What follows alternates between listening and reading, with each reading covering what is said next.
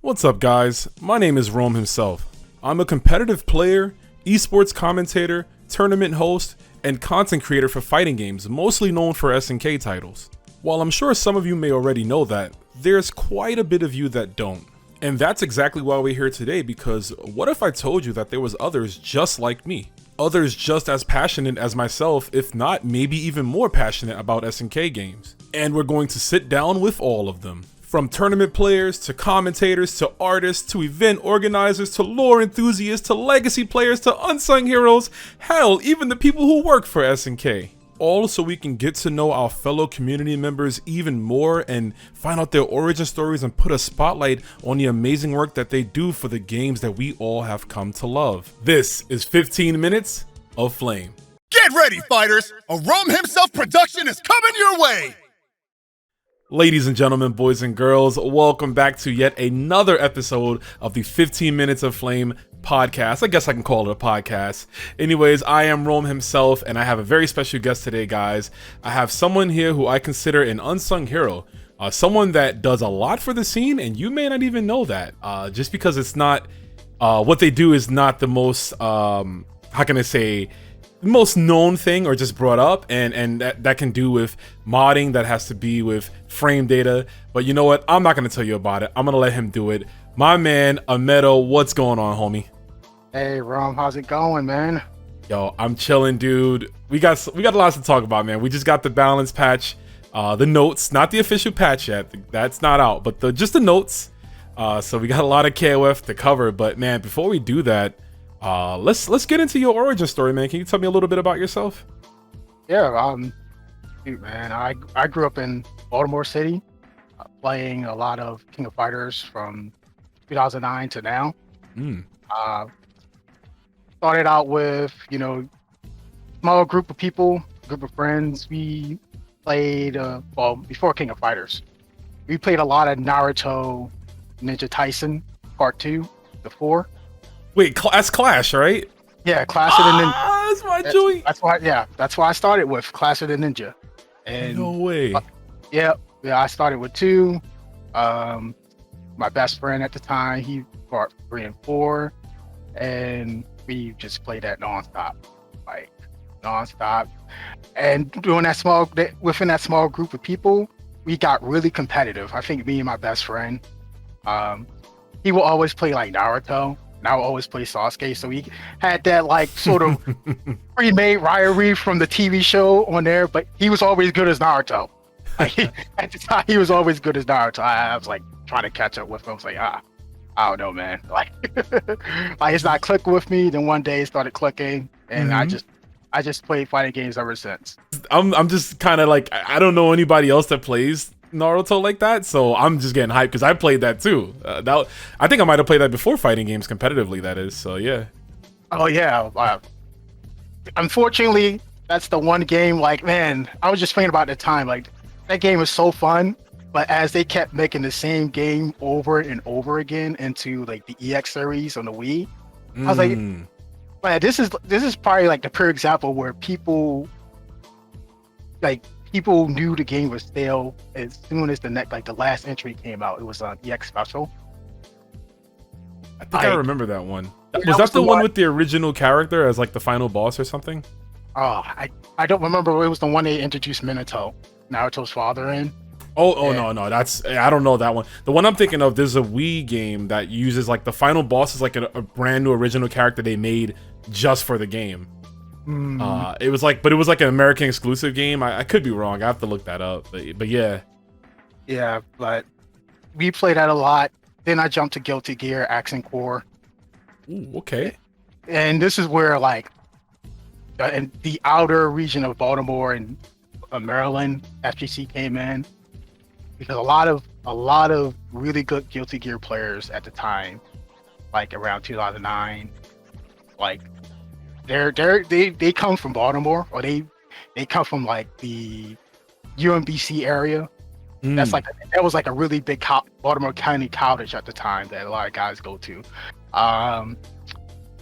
I might start name dropping some people, but that was where I met like Steve Harrison, or you might know him as Steve H. Steve H, I've heard that name. Yep. Yeah. CVS2 legend, right? Yeah, he's the guy that everybody likes to like. He's the other guy who was playing Justin Wong, who was just sitting there. Like they were just both sitting there for a very long time.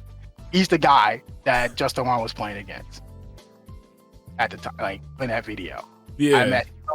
I met Seth Musi, who was like a really good, extremely good ABBA player in Guilty Gear Accent Core, and I think Guilty Gear Slash as well. He's like the creative director of Evo.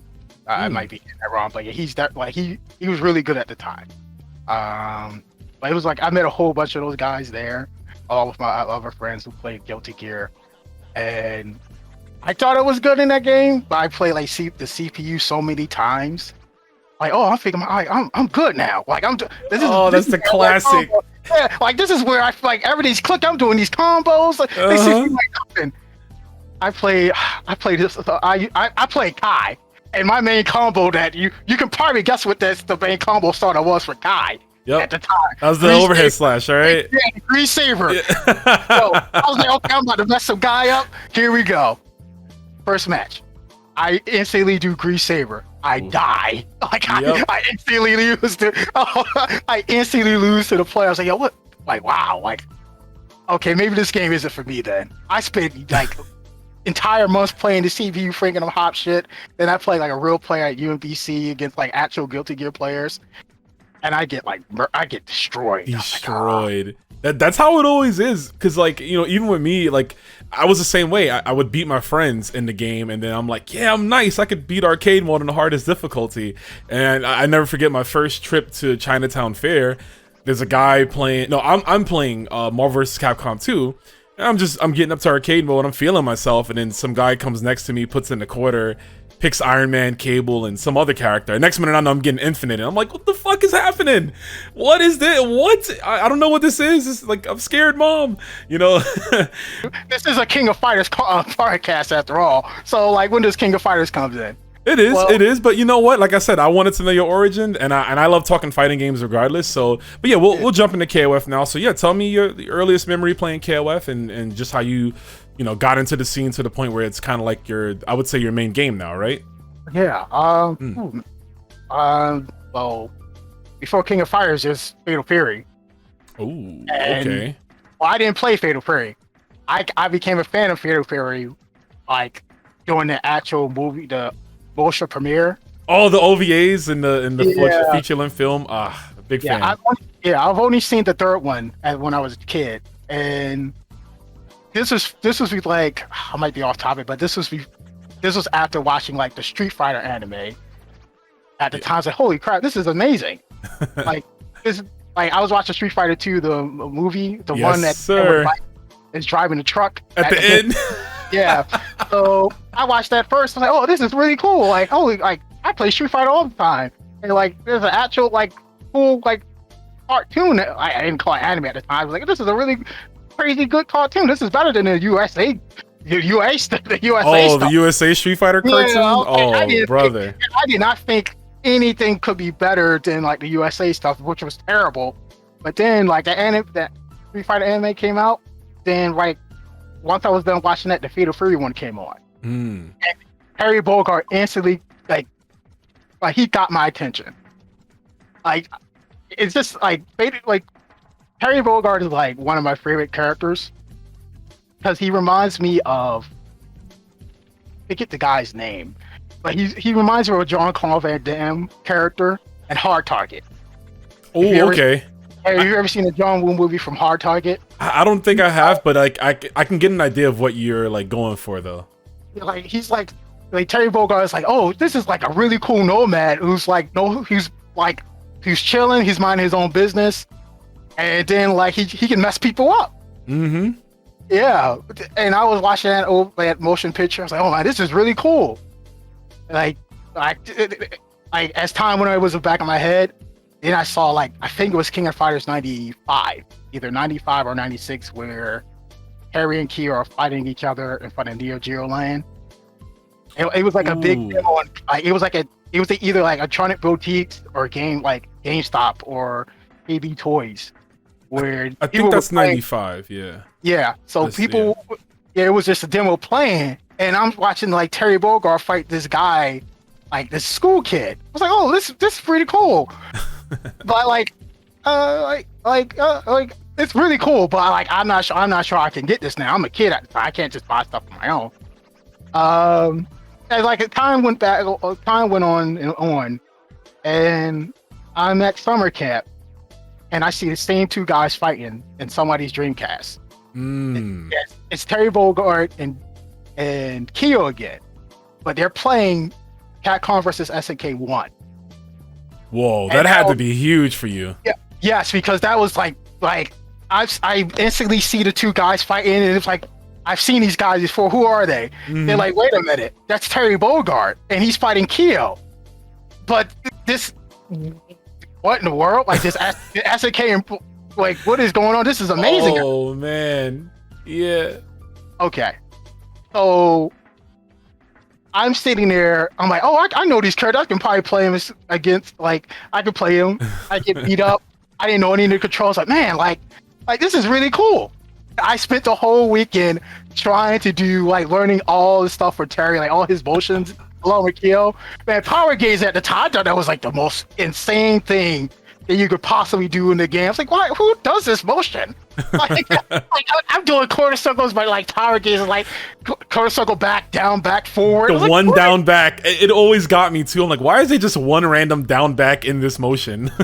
Like, it's like so off-putting almost. Like, yeah, it's crazy. Then like, I'm like, holy shit, Terry Bogard got some new moves. But then I try Kyo out, and this game was weird. Like, holy crap, I love Kyo. Is when I learned to do Final Showdown. That's like one of his Final Showdown is like one of the greatest moves ever made for Kyo. SNK, if you're listening, you need to put that move back in the game. yes. Like you need to put that back in King of Fighters 16 or King of King of Fighters 17. I agree. You're doing SNK. You're doing great things right now with the regular punch he has from 99 to 14 now, but he needs Final Showdown again. The real Final Showdown, not the one from 13. the one in the King of Fighters 98. 98, yep. He needs that Final Showdown again. That's the greatest move ever. That's super. It's funny you say that because literally the same thing with me. When I first discovered CVS2 and I saw Kill, because that was the first time I saw him ever. I saw that super and I went nuts. I'm like, this is the coolest guy in the history of ever. Like, the sickest super ever, dude. Like, and then finding out that like that's not his main super, it's Orochinagi. It's like, whatever. Well, I was like, how is that? That's the trademark super. Well, Orochinagi is a great move, but It's cool. that's not the eye catcher right there. Like, holy crap, the pillar and to the flaming, the fire punch through the pillar. Oof. Come on. I don't even know if I need to even ask you this because just hearing the energy come from you now, like, what captivated you about KOF? And you've kind of went in on that, but I definitely want to know more. Like, why is the reason this is your main game? The thing that captivates me the most about King of Fighters is the music. Okay. I didn't really notice at the time when I was playing like Capcom versus SNK games. Like it's okay, the music's okay and everything, but that's not the main thing about those games. That like really got me into King of Fighters. It's when I brought King of Fighters 2000/2001 on the PS2, and I'm trying out all the different characters. I'm trying out like Terry. I'm trying different teams. And the music like really catchy. Like the music's really catchy, but I'm just listening to everything going on and on. Then there's one track that's like holy crap, this is really, really good. Like I love this soundtrack. It was all the fighting teams, Beauty and the Beast, the arranged version, because the PS2 version has the arranged soundtrack. Right, all the console versions are arranged, yeah. Beauty and the Beast, I don't know why. I was just playing Rio and Robert and them training, and I stopped and listened to the music. I'm like, wow, that acoustics that kicks in. It's like there's one part of the acoustics and the beat just starts getting into. I was like, man, this is really good. This is really good. I think if the game's music's really good, I'm on it 100%. And King of Fighters, like their arranged soundtracks for King of Fighters is top notch, especially for $2.99. Yeah, I would agree with that. Yeah, I really like the acid. What is it? The acid mix for the Kill clones in '99. Yeah, I love that. I'm gonna be honest. I thought that was the original soundtrack for Kyo at the time. Oh, I was like, yo, this is the greatest Kyo song ever. And I listened to the actual '96. Like, I'm sorry for all the other Kyo like '96 question mark fans out there, but the acid nigga is the best version out there. I'm sorry, that '96 stuff, it's okay, but acid remix is the greatest. It goes dummy. It does. Hey, I because I'm used to to that I don't know the actual like term for it. It was like 76546. Oh yeah, the intro 76546, something like that. Yeah. I was like, man, like that caught me first. Like, wow, like I hear this all the time. Then the music just starts kicking in, like do. The drums talk, like the drums, the beats, everything. Start clicking. Yeah, it starts clicking, and like this is about like some real stuff is about to happen when this song starts kicking in, and going like checking out the origins of the song, like what switch to the lore and everything. It's like, yo, you have to fight. Like Kyo is missing, and you think you have to fight this guy. Yep. You have to fight the main character of King of Fighters. You can't play as him. You have to fight him.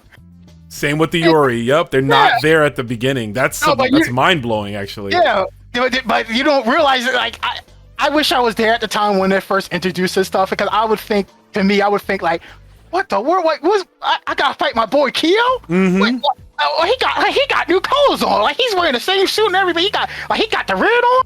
Like, oh, he's like what? Different outfit. He's not in school. Like, yeah, no, like stuff like that. I definitely agree with you, because like I remember around that time. You know, again, you brought up CVS1 earlier. I was really young when that game came out, so I didn't know the significance of like a KOF versus Street Fighter type game. But like, imagine that comes out now with all the history of those games. Like, let's say it's the first time it ever happens. The magnitude of that is huge. So I can imagine the fans, the people who were following both those games since like, you know, the inception, essentially, right? Like, so to understand the magnitude of like how big it was for Kill to not be the main character anymore, for a new guy to show up who's like similar, but also for Kill not to be selectable, and then you find out that he's like a secret boss. It's like, what? KOF as a whole is just so many cool aspects, and I love that you touched on the music, because I do feel like that's one of the more powerful aspects of the series, and that's what a lot of people tend to remember it by. They say, oh man, I remember the music was cool, and you know, so on and so forth. But let's fast forward a little bit. So you're playing KOF, you go into your are you going to arcades, or are you going to like hobby league stores, kind of like a game center? Are you doing stuff like that? UMBC at the time really wasn't like King of Fighters. Only like thank God, only Steve H was playing King of Fighters. Gotcha. And we played a whole lot of King of Fighters 11 at the UMBC like game room. I like that game a lot. It's probably one of the better ones for me. But we played a lot of that. Then King of Fighters 12 came out. Ooh. Like it's really strange at the time, because King of Fighters 12, it looked amazing. But that's the game that a lot of people probably saw King of Fighters 12. King of Fighters 13 as like, holy, this is beautiful graphics. But for me, it's like King of Fighters 12 came out, and a lot of people who didn't really play the game in arcade, they were really hyped for this, and I was hyped for it as well. Unfortunately, it didn't live up to the hype. Nobody really wanted to play it with me, and everybody moved on to Street Fighter 4. We already know about like Street Fighter. Yeah, 4 was huge at the time. I think when I really started getting serious playing King of Fighters is when 2002 Unlimited Match came out. Okay, so this is like 2009-ish, right? Yeah, 2009-ish. Yeah. Yeah. That game was amazing, and I was just playing that nonstop every single day with like my friend Steve H. Unfortunately, I didn't go to tournaments at the time because I was still in college. You know, like for me, when I was in college, I didn't have any money. I used to walk to school like catch the bus, like walk the mile to catch the bus. Yeah. Then, probably walk another half mile to get to the school. I didn't have any pleasure of like getting in a car and just go anywhere or get on a plane to travel to some place to play. But yeah, I played that a lot, and that's when I started contributing to places like dreamcancel.com because that came out around the time 2009 2010. Yeah, shout outs to dreamcancel.com. Yeah. Definitely attribute a lot of the stuff that you guys were doing, especially around that time, because I think that was when I started to kind of come around to knowing what KOF was, and that was like one of the first websites I think I discovered. So you guys did a great job with like, you know, just kind of having information out there for people. Yeah, shout outs to Neil Kim, who actually started Dream Cancel at the time. Like I'm not gonna go how it was made, but like the guy, he fired it up real quick in a matter of like in a day. I was like, wow. And when I saw it, I was like, I'm in there. Like I don't know how much, I don't know about this computer stuff, but I'm willing to help out wherever I can. Started trying to bring in information for like Samurai Showdown 6 first for some reason. Okay. I'm glad people are playing the game right now, but at the time I was like, man, like I'm trying to like make all these nice threads, have list all these moves because Samurai Showdown 6 wasn't out at the time. Trying to get videos of it, like videos from a site called like lastguide.com, which on a side note, you know how like people are like creating archives, or you can search player names or you can search characters names. Yeah. Samurai Showdown 6 actually had that like back in 2009. It was like 2010, 2009. Like you can literally search like by character in a match. Oh wow. Yeah, it was doing like lastguide.com. It's not here. It's not around anymore, unfortunately. But when I see other sites do it, I was like, oh yeah, like Last Guy did that first. But well, from what I saw, Last Guy. Yeah, that's pretty interesting. It's like it's almost like SNK's tagline, right? Where it's like the future is now. It's like they had it figured out back then, huh? Yeah, man. They like those people were really passionate. They were just bringing out stuff for that game back in the day, and. Strangely enough, I'm not sure there was anything like that for King of Fighters, but Samurai Showdown 6, possibly 5 Special did have that like sort of tag. Yeah, but again, nobody was playing King of Fighters 12. 2002, I was playing that. I gotta admit, when I was playing around 2010, like I never understood how like the power gauge worked in that game. Okay. I have a terrible sin of playing trading mode with everything turned out max. And I'm thinking I'm doing all these nice combos with surprisingly the character who's coming out this Tuesday, Shingo. I was doing like the close heavy into like the run dash into like the elbow. Almost super, yeah. I think I never like it never occurred to me like, oh, that actually takes like gauge. A super cancel takes an extra gauge. I'm thinking, oh, it takes 1 gauge. No, it only does one. No, it takes 2. And it took me like maybe like 4 years. Ooh. Maybe no, not 4. Maybe like 2 years later to actually like realize that. Unfortunately, I didn't have a lot of time or a lot of chances to play against other people in that game because the only person I had was probably Steve H, but he was gone by that time. That's a classic though. Like, just taking your unoptimal training mode combos off to like an actual match, like that happens to so many people. They're like, wait, what? You know, and that's because obviously training is way different than an actual match. Like fighting against a human, you know, it's completely different. Even the way you approach the match, right? Because in training, you're just beating up on the dummy. But yeah, I've definitely had memories of doing that myself where like I'm, you know, just doing all these combos and then the match comes and I'm like, oh nope, I don't have the meter, or like again, like you said, super canceling takes another stock in OTUM specifically. So yeah, like you think you're doing the combo right because you're on maxed out. You can't tell, but nope, you're actually not doing it. Yeah. But yeah, after the unlimited match, then I played King of Fighters 13. Ooh, okay. At a very like I missed this place and I was so happy to ever experience it. But I played it at Southtown Arcades in San Francisco, California. Oh shit! So you went there? Yes, I went there before. I actually went there the week before the Rambat started. Oh. I'm telling you, like, I think no, actually I went there twice, but the second time I went was before the Rambat started. And I'm gonna tell y'all right now, I think somebody asked me this question a long time ago, and I'll admit it. Yes, I did fly to California to play King of Fighters 13 at Southtown Arcade. I spent $1,000 just to play that game.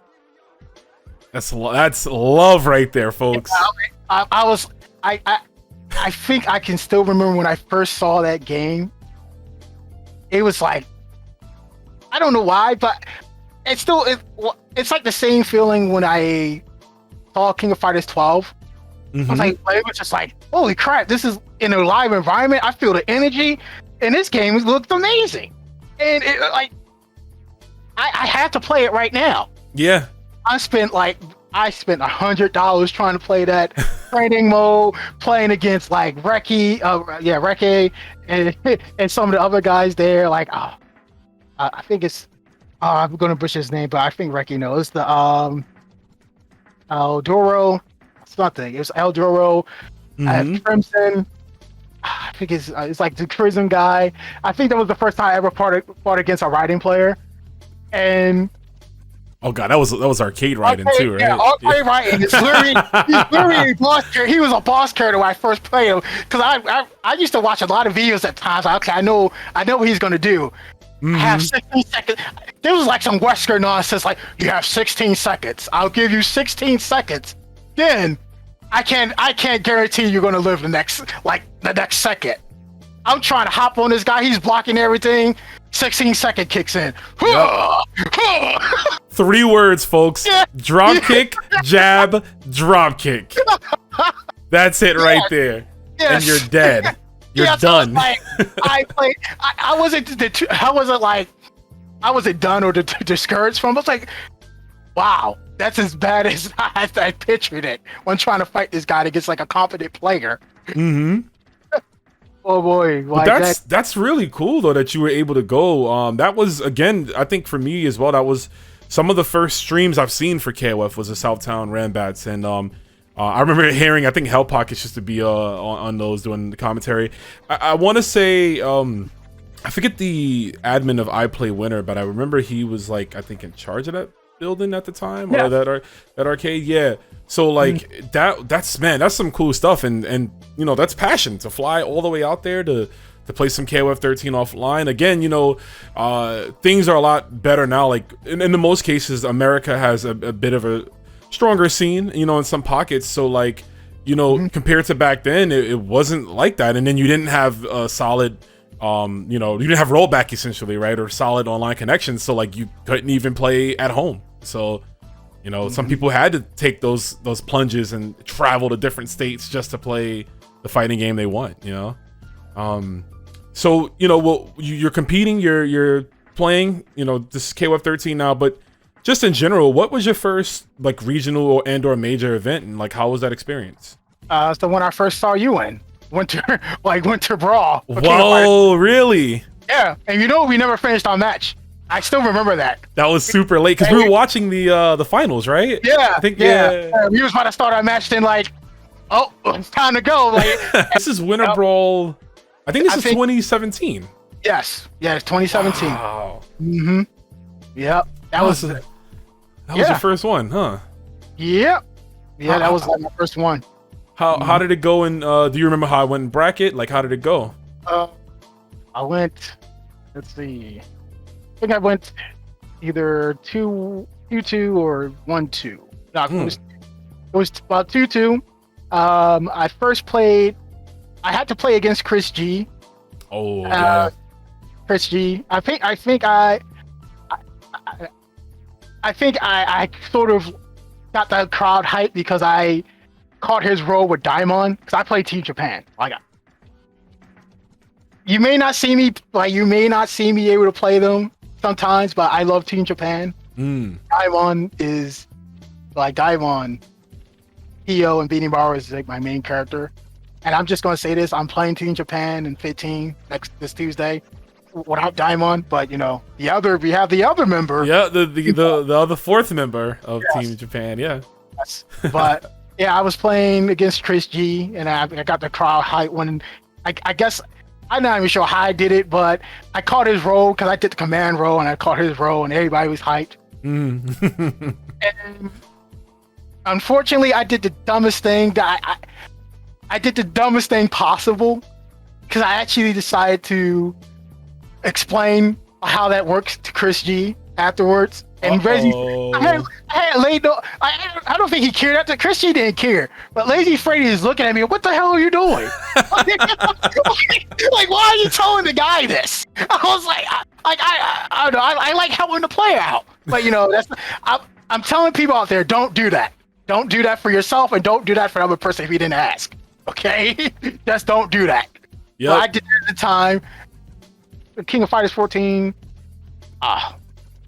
I'm not going to talk about it as much, but I'm just going to say, no, we can talk. We can talk 14. Listen, I'm a 14 stan, so like, yeah, I'm a 14 stand too, but I don't want to make this. I don't want to fall into like, oh, this game is better than this game. But 14 is where I started to really King of Fighters really started to click for me.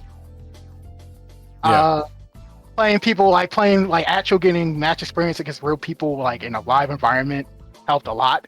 That was really where everything started to kick in. At Winter Brawl, had a whole bunch of people commenting me like, "Oh, you got a good, really good Team Japan." I was like, "Oh, thank you." I've been playing King Fighters for a while, but this game is really good. It's really good. I like that you said that's like 14 is when it started to click for you, because it's funny. I've been talking to Aru about this a few times because he feels that way. I also feel that way. And I noticed that like when 13 was out, a lot of the best 13 players were either legacy players or people who came from other games that were already really strong players, and then they would just play 13 and they understand and they caught on. But I know a lot of people like myself, now learning you, who like 14 was when we started to understand what we were doing, because I played 13 the whole time, but I was terrible. I didn't get fighting games really on a competitive level. But 14 was that game that was able to, I guess, I don't know, maybe it was broken down a certain way, the flow of the game, whatever it was. That was like our entryway to learn how to truly play KOF. And you know what, if people want to say what the legacy is or whatever it is about KOF 14, I will say for me at least, one of the reasons I'll always love that game is because that game is the reason I'm the player I am now. I took what I learned from 14 and moved on into 15. Speaking of 14, you do a lot of things. You did a lot of things, I should say, for 14 and continue to do for 15. And I've always considered you like kind of an unsung hero, because I feel like what you do is very important, especially to competitive play. Can you let some of the fans at home know, like, what exactly you do as far as fighting games? So, following Atman Step, if you know what Atman is, he's the guy who did it first, did it for 13. But I basically collected frame data, hitboxes, and everything, and organizing the frame data sheet for everyone, for the whole world to basically use as a resource to understand, to see what they can possibly be messing up against, or what they don't understand. Yeah, I collect all of frame data for 14. I mean, I decided one day around maybe October of 2017, sometime after Evo, I actually told Gunsmith this. I was like, I want to create a website or some sort of resource like the guy who did player select for Real Bout Fatal Fury 2. There's like a old website that's still running today that basically has like hitboxes, frame data for Real Bout Fatal Fury 2. I was like, I want to be that guy. And I told Gunsmith this. He's like, oh, okay. And then I just started planning it out. I saw that somebody created a hitbox and everything. I forget his name, but shout outs to that guy. Ah, yeah, it's escaping me at the time, but shout outs to him for creating the hitbox. Absolutely. Where, like, God, whew, like I could talk about that hitbox viewer for a very long time. Yes. Compared to the ones that came out before. Stuff like that is very like pivotal and like it's really good for the scene. Again, you said you're creating frame data, you're creating a chart that people can see the amount of number it takes for a move to start up, or the recovery frames it has, or like the active frames, and like that stuff is important because that's something that should be standardized in fighting games, but it isn't. For whatever reason, it isn't. I don't know what goes on in these offices, but it's not. And stuff like that, I think, especially now that we're moving into an era where like competitive gaming as a whole is seen on a bigger scale. Esports is huge. Just tournaments in general are being more popularized, right? So like competitive play by that nature is also becoming stronger. So I just think something like that is very ideal. But like how does the creative process go for that? Because I can't imagine that's not like something easy to do, right? Yeah. For one, you need to get blue blockers. You need to get something for your eyes, because if you're looking at like all this stuff, you're gonna be looking at it for a very long time. The creative process for me I'll just go with 14 because it's a lot easier. First thing I did, I just went out and brought like a capture card, something like a Elgato HD60, and like use like an additional laptop. I use like a Acer, a really powerful Acer laptop to start playing King of Fighters 14. And the first thing I do is just like fire King of Fighters 14 while I'm recording it with something like the Elgato feature with the Elgato program that allows you to record through the Elgato HD60. I pick a character. I go through their whole entire moves like 3 times, record each move 3 times in a video, and I upload that video to computer. Take something like software, something like a virtual dub, so I can count frame data. Like I can count the video like each frame at a time. Ooh, okay. Yeah, virtual. Like if you need something that can count or go through video frame by frame, for me it's virtual dub. That's my go-to. Then I just go, once I put the video, I just start counting each frame to like a certain point. If I'm gonna count startup, I count to see like if I see a button like, oh, sorry, you need to have when you're in practice mode recording stuff, you need to have the key input on. Yes. Yes, always. Have that on. And thank you to SNK for adding this to training mode, but unfortunately for 14 it's a secret input. The Rising Storm, the frame counter, you have to use the Rising Storm input to unlock it on the menu. What? Yeah, you remember that? Odo, like he announced that like a year ago, like a year later after the game came out. Like, oh yeah, you can actually display the frame input, the frame counter, if you do the Rising Storm in the menu. I had no idea. What? That's so random. Yeah, but like, fortunately, thanks to the same person who made the hitbox viewer, they unlocked a feature to like it would just automatically come on, so you don't have to do the Rising Storm input. But yeah, make sure you have the key input on, and then start recording, and then upload the video. So once that's put that in the video, put that video inside your computer and have virtual dub on. And say I wanted to count startup. I go to when I first see the move on the screen. I say light punch. I see like light punch on the screen, and I'll set that particular frame to like 1 for startup. Then I count until I see whatever move that's being done makes contact to the opponent, and then that's like, okay, that's it. That's startup plus active frame all together, guy. Yeah. I don't care. Like if you have a problem, like it doesn't make sense. Why would I talk about startup with everything before the active frame. That like, no, when I say startup, it's the hit frame.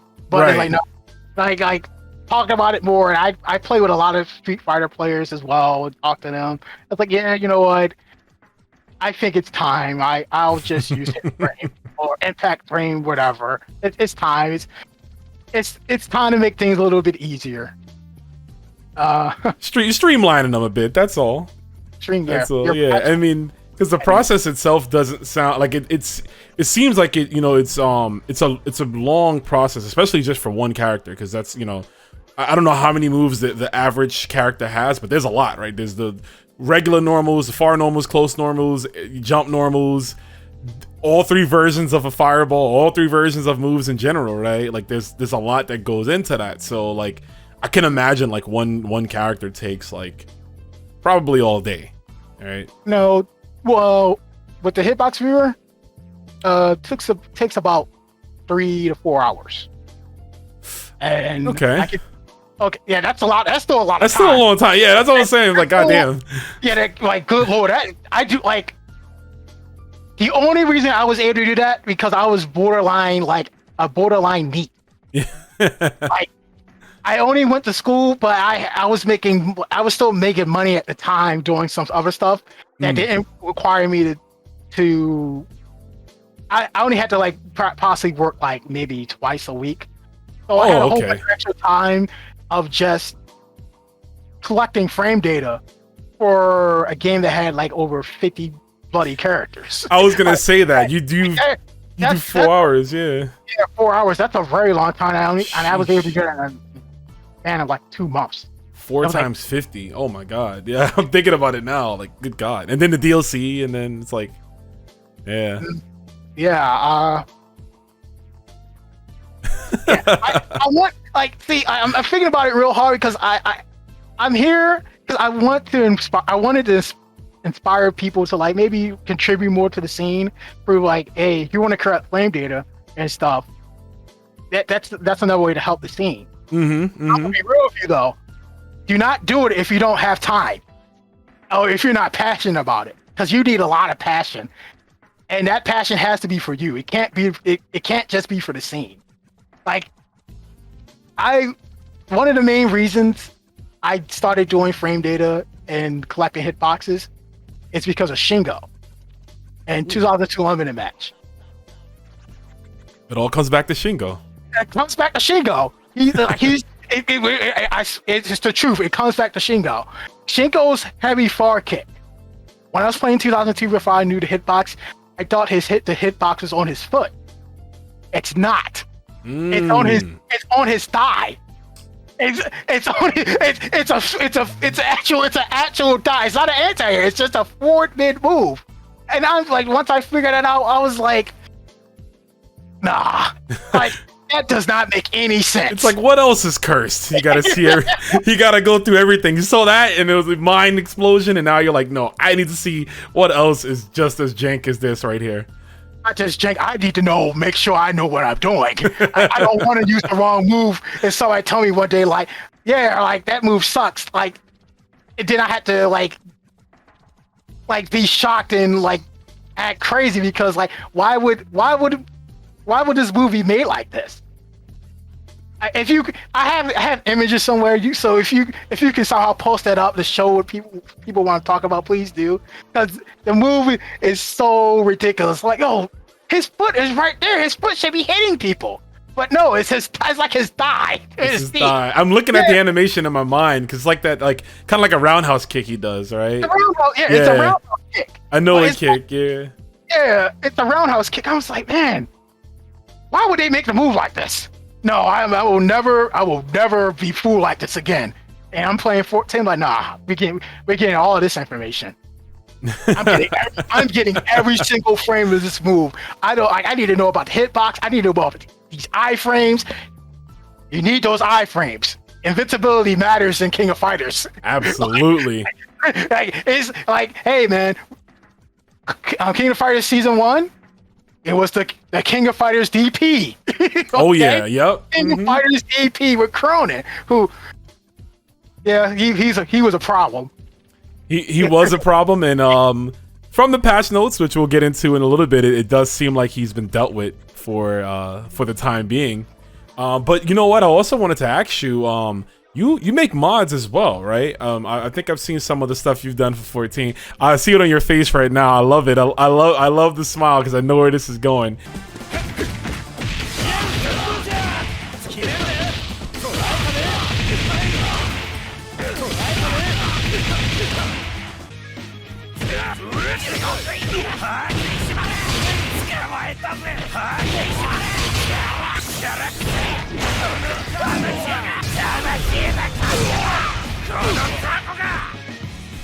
Speaking of the King of Fighters 15, it's been almost a year, right, of the game. I think in a few weeks is going to be a full year old. For what we know, we do have a Season 2 patch, and that they just dropped the notes. But before we get into that, can you tell me your current thoughts on the state of the game? Like, just from how it is right now, from the time it came out, how are you enjoying it? You know, your thoughts about it briefly, like, you know, just let me know. I accepted the game for what it was, like for what it is right now. I play Theo, Gato, and Robert, so I'm one of those guys who like spam CD. Yeah, the game is really good. The game is really good. I don't think it's been explored enough. I think a lot of people are still stuck in certain ways. So like, oh, I prefer, you know, wake up throw gets taken out, or yeah, wake up throw gets taken out. Let's see. What about the movement, like the, you know, getting clipped trying to run? How do you feel about that? I might go on a little tangent here, but go off, King. Yeah. That's something. It's a double-edged sword, and I think I understand why that's the way it is. Movement is worse in this game. It's really hard to like approach the opponent. Defense is very strong in this game. Defense is extremely strong in this game. It's all due to the fact that there's no 4-frame delay normals in King of Fighters. Some people call it 4-frame buffer, but I call it 4-frame delay. You can actually record for the actual frames where you press a button to where the character does something, like in King of Fighters 13, King of Fighters 2002, King of Fighters 98. So yeah, be able to explain a bit. Yeah, in those games, and possibly other King of Fighters games, you could press like a normal, and it takes about 4 frames to the actual normal begin startup. Wow. Yes. And this affects command normals as well. If you press something like roll, CD, or special, they instantly begin their startup. But for normals, it doesn't. 14 comes out, they remove that entirely. I don't think people notice it as much in 14 because, hey, you get touch anyway. You go into the quick max. Yep.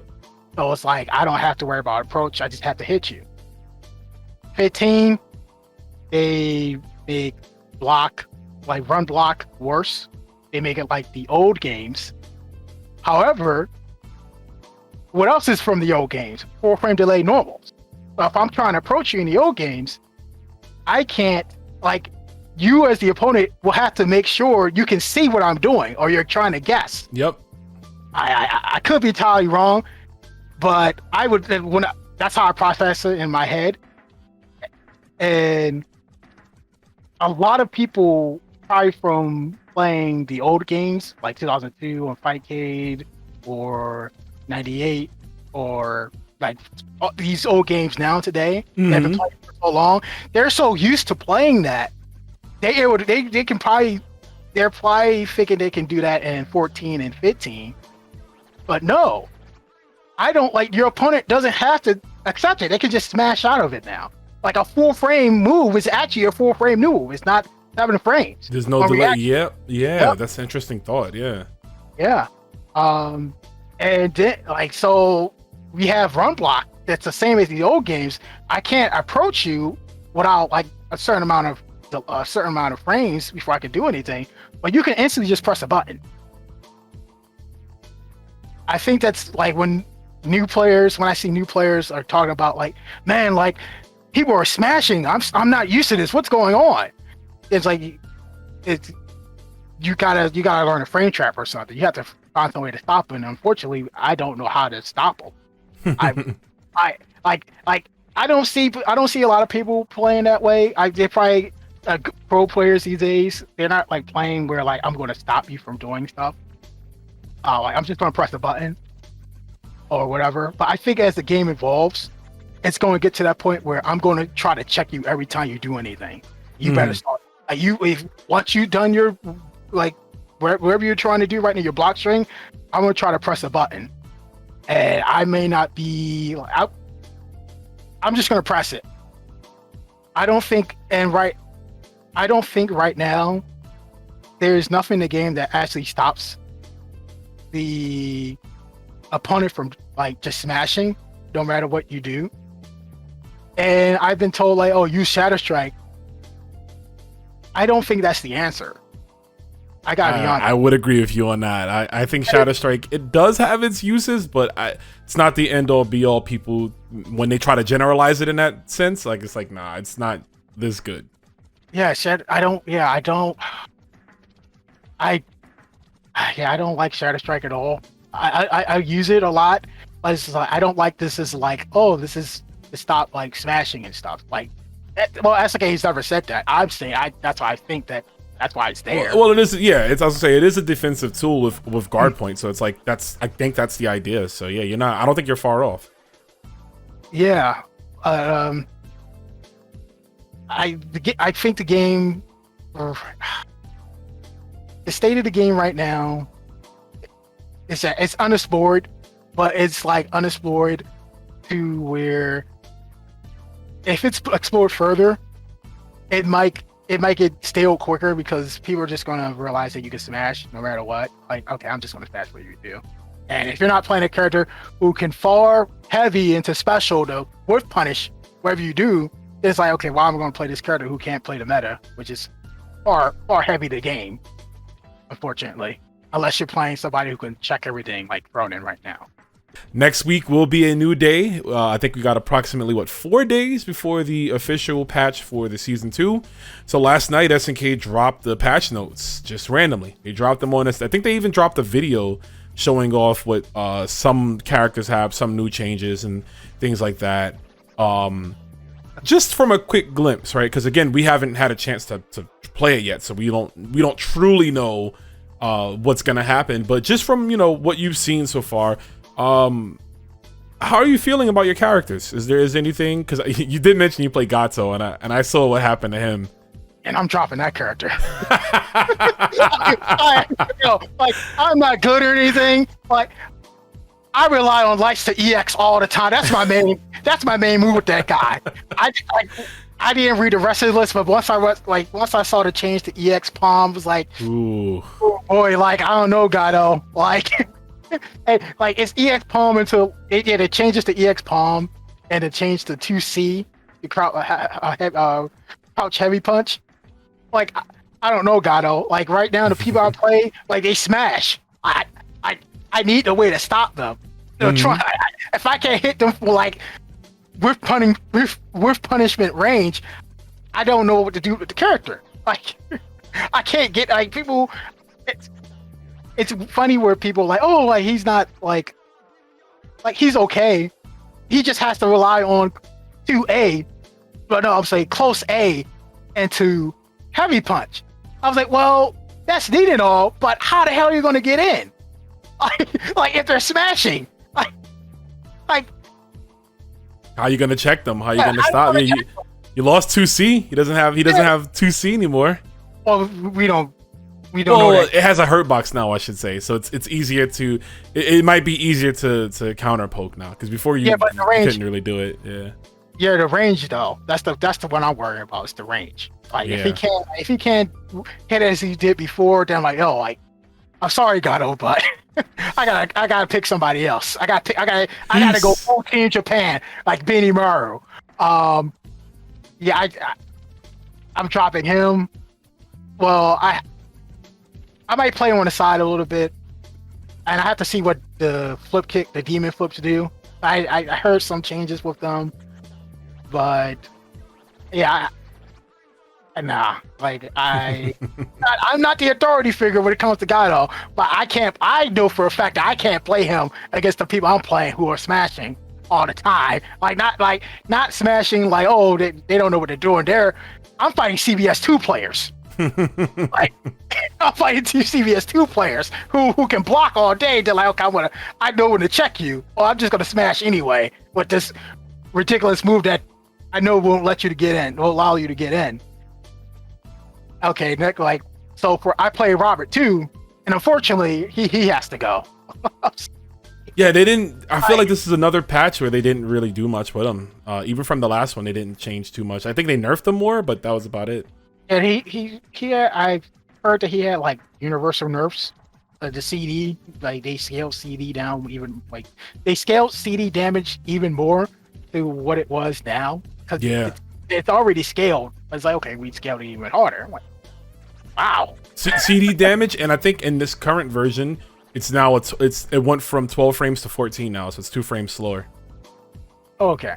Mm-hmm. Yeah, that's probably a good thing, because that move, CD, like I said, I'm one of those people that do CD a lot, but I admit that CD is a terrible mechanic. CD splat is, I have to say it's one of the worst mechanics out there in fighting games. I do not believe that you should be rewarded in trade to reset neutral that far, especially if you're using a fireball character. Fortunately, SNK made fireball suck in this game. Zoning is kind of difficult for fireball characters, so I guess I trade that. I'll take that. But CD in general is like, okay, we trade, we set neutral. Or you trade with somebody, they don't do CD or some move that knocks you down. Mm-hmm. You can still follow up. Like Robert can run up and do forward B into Tatsu's. Yeah, he gets good mileage off of that. Off that CD. Yeah. Yeah, but he doesn't get anything. He didn't get anything in this patch. I gotta pick someone else.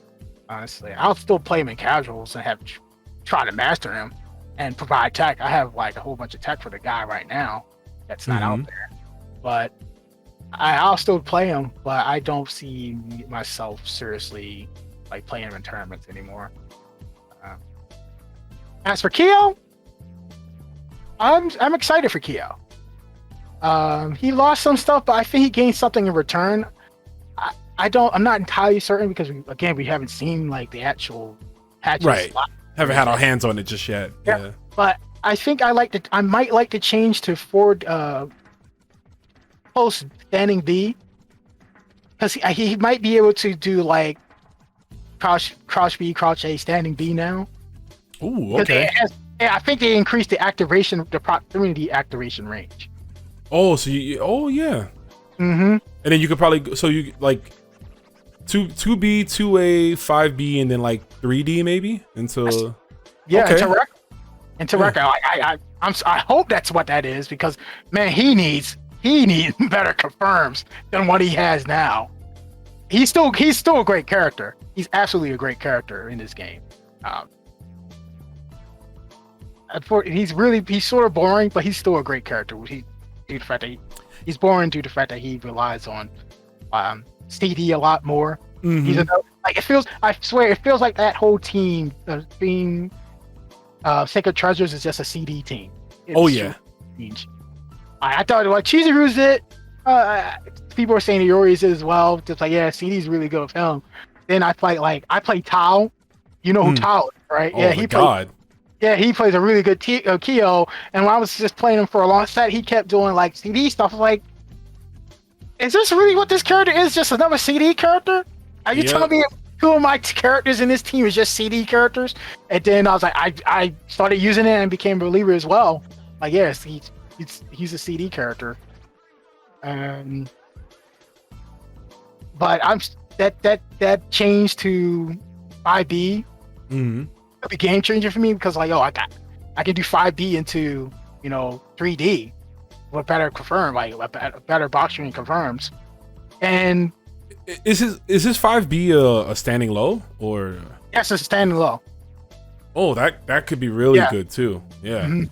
Yeah, the standing low. Thank God they didn't make it like 13 though. We can rapid fire into itself. Oh my They god. actually had to mention that like it cannot rapid fire. It can you can rapid fire into it, but you can't rapid fire like it's into itself again. Yeah. Like, Oh my god, that just gave me a crazy flashback of EX Kill. Just three standing lows in a row into Rekka. Is just like, what? Who made this? So, do you have any upcoming modding projects for the year? oh, yeah, yeah. I'm actually currently trying. Well, I've been experimenting modding King of Fighters 15, like I did King of Fighters 14 with on the unofficial match. Come up with different characters. I have 2 videos right now where K Dash does the the advanced cancel into what from heat drive into chain drive level 2. That doesn't matter anymore because it's in the game now. But It's real. It's like, yeah, it's real now. It's real now. But I also I recently modded Iori's record cancel again, like I did in like in 13 in my unofficial mod. There's a video out there, but it's really cool. I love it a lot. Yeah. As far as like something something big to be released out to the public, no, I don't have it. I'm not releasing anything. No, like guys, I have other stuff to do regards to like providing resources. Like I plan to continue providing resources for 15, update the wiki the best I can. Go back and complete a frame data sheet I've been working on for a couple of years now for 13, like I did for 14. I'm currently collecting all the hitboxes like I did for 14 for 13. I'm almost done with that, but I have to redo like some of the characters again for better quality. That's probably another topic like for another time, unfortunately. And I plan to redo the 14 hitbox gallery as well, because I recently updated the hitbox viewer for 14 to correctly display a lot of stuff like with collision box, throw boxes, reflect boxes, guard point more clearly. I want to recreate that gallery so everything's shown correctly, because I just found out recently a lot of stuff is missing from there. Like when it comes to push boxes. I'm sorry, collision boxes. Collision. They call it push box on the official patch notes, though. Oh, and that collision box and / push box, that's the bane of my existence right now in modern. When it comes to hop cross-ups and everything. SNK, I don't know what you got against like cross-ups, but please, you gotta stop like nerfing cross-ups. You gotta bring those back to make like the current. Well, to make 15 good again. Well, better than what it is now. If you don't, that's fine. I still love the game. Like my favorite one at the moment. But you gotta stop nerfing cross-ups. Please let us hit our opponents on the back of their dome. Yeah. From a hop. From a hop, yeah, from a hop. As a Benimaru player, I would love to do that more consistently, but it doesn't work as often, so let's head into this Raijinken round real quick. So I thought I was clever. Quite the Raijinken. Lightning. You get it? Yes. So good, man. I'm a genius, bro. I'm a genius. But I'm just going to ask you 4 quick things. You tell me the first thing that comes to your mind once I say this. You ready, brother? Yes. All right. Favorite KOF? King of Fighters 15. Interesting. Yes. Favorite KOF character? Hio.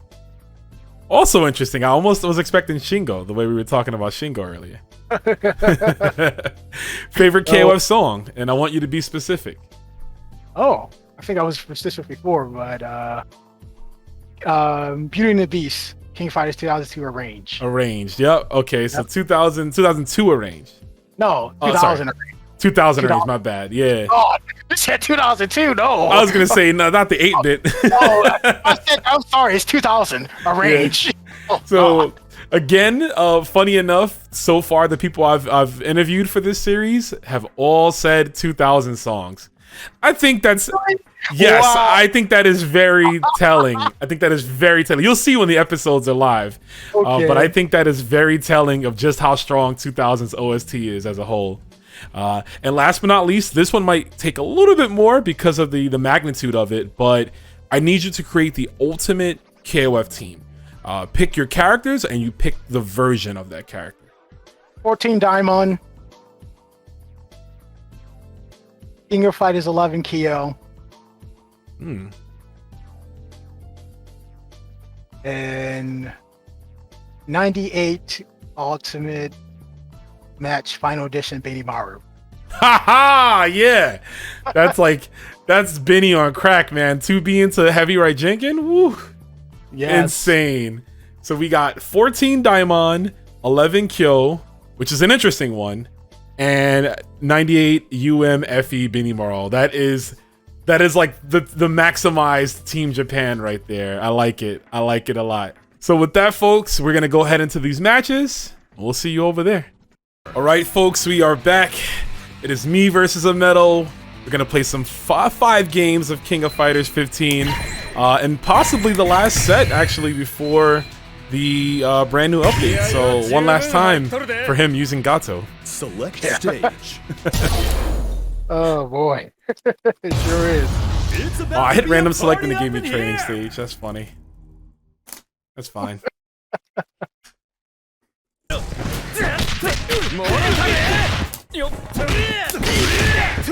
There's that CD. Yep. Oh boy. Ah, wake up, girl.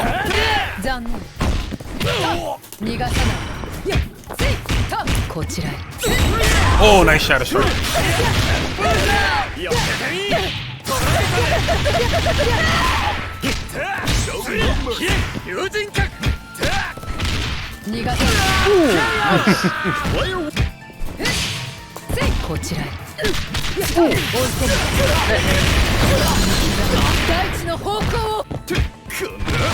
Oh, nice overhead.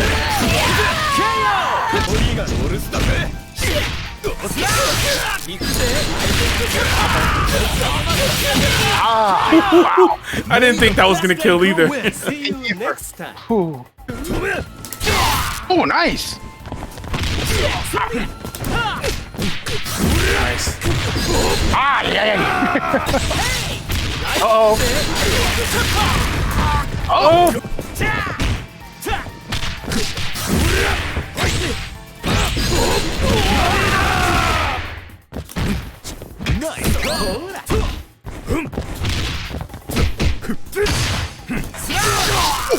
Yes, caught the back dash. Oh. Oh. Yes, that's what I meant to do.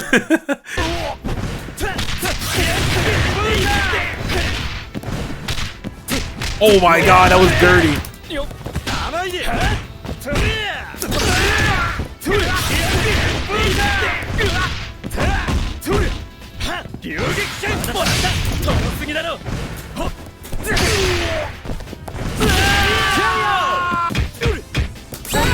Ooh, nice. Oops.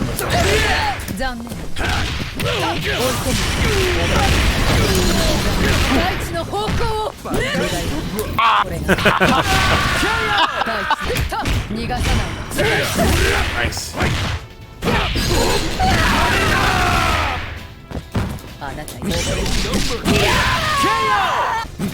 Oh, nice.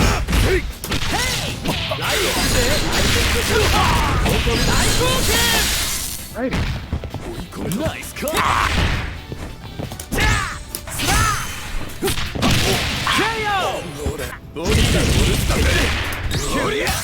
Oh, that was sick.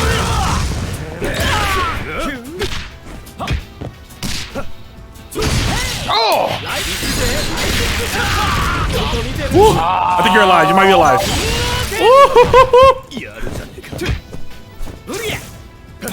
Oh no!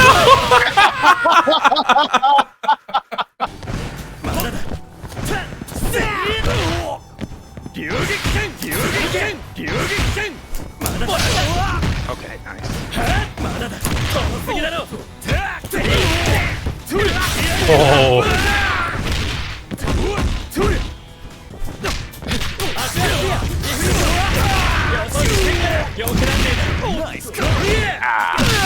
Yeah, that's one of those quality of life changes, was giving him like a cancelable far C that they did in the last patch. That was very good.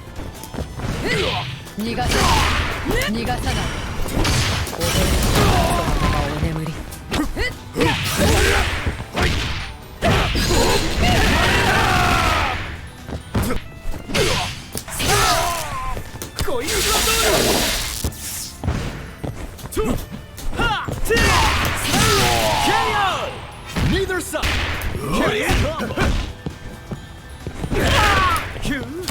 Oh, nice. Oh, I tried to do climax. Oh, yeah, that would have worked.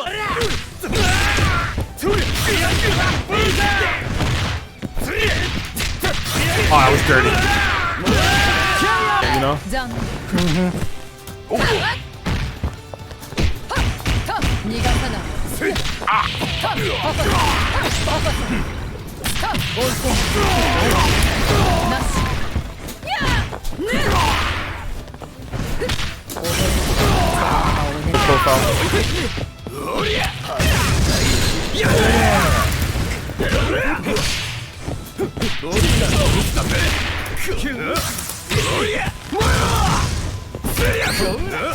Nice. Oh, I got lucky. I got so lucky there.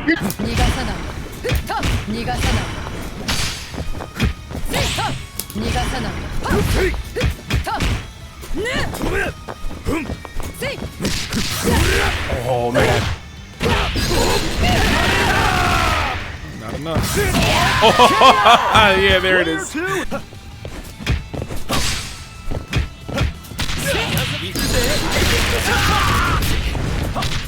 Oh! Oh!